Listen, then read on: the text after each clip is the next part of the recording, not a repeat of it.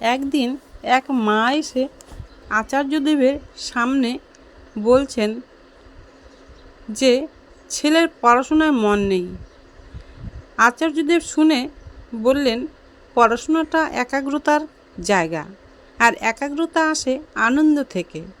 মানুষ যদি কোনো কিছুতে আনন্দ পায় তখনই সে সেই বিষয়ে একাগ্র হতে পারে। যদি পড়াশোনাটা ওর ভালো লাগে, আনন্দদায়কে, তাহলে নিশ্চয়ই একাগ্র হতে পারবে। আর একাগ্রতা যদি থাকে, নিষ্ঠাও এমনি চলে আসবে। এই নিষ্ঠা আর একাগ্রতা যদি না থাকে, তাহলে বুঝতে হবে পড়াশোনা তার দ্বারা হবে না, বরং যেটাতে ওর আনন্দ লাগে, ভালো লাগে, সেটাই করুক।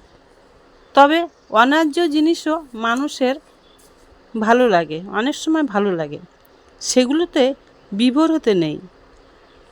তাই ভালো লাগার ব্যাপারগুলো ওকে মুখ ফুটে বলতে হবে। মা বাবা সবার সাথে ভাগ করে নিতে হবে। যেটায় বাবা মা সহমত হবেন সেটাতে এগোবে। আমি কথা বলতে বলেছি ছেলেকে বলবেন। আমি কথা বলতে বলেছি ছেলেকে, সেটা বলবেন। ও ঠাকুরের হয়ে উঠুক, তাই আমার ইচ্ছা।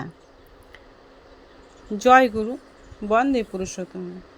ভিডিওটি কেমন লাগলো শুনে আমাকে একটু কমেন্ট করবেন, আর আমার ভিডিওটি সাবস্ক্রাইব করে দেবেন, যাতে আমার নতুন নতুন ভিডিওগুলি আপনাদের কাছে খুব অল্প সময়ের মধ্যে পৌঁছে যায়।